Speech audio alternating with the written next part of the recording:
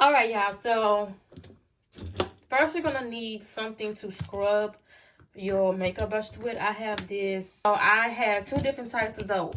These are both made for your laundry. Okay, I like the white soap for laundry, and if I'm doing something, well, I'll use both for laundry, but this pink one I use for my makeup brushes, and the white one.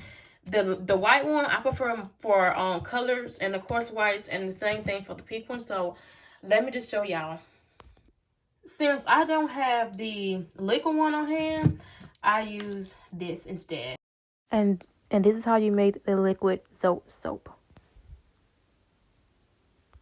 I prefer using the chunks from the soap versus putting the chunks of soap in the water and let it become a liquid. However, all that cutting is very tedious when you don't have the liquid product.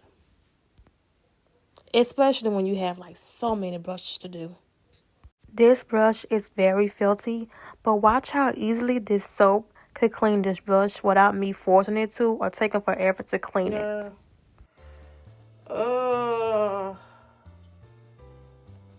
you can see, I didn't even do too much with that. And you just rub it. This is a messy task, but you just swish it around, rub it around, depending on your match. Your brush cleaning mat. And as you can see, like, I'm not even putting that much pressure on this brush, and it's coming easily out. Shout out to Wet n Wild and SpongeBob, because this is the collaboration. See?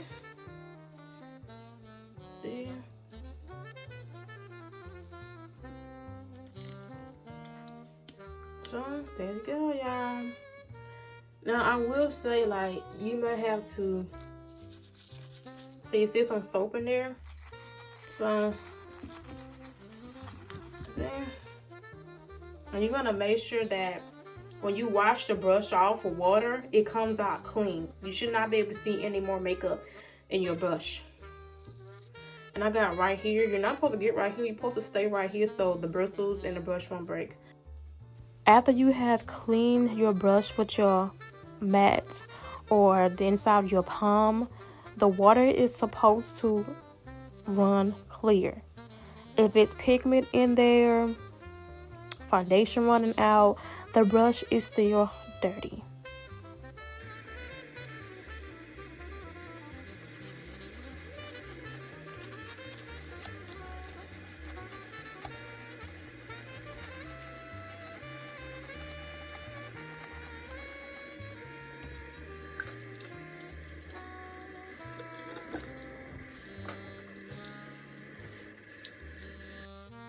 Now, after you have let the soap and water sit, this is how you use it with the liquid that you done made, okay?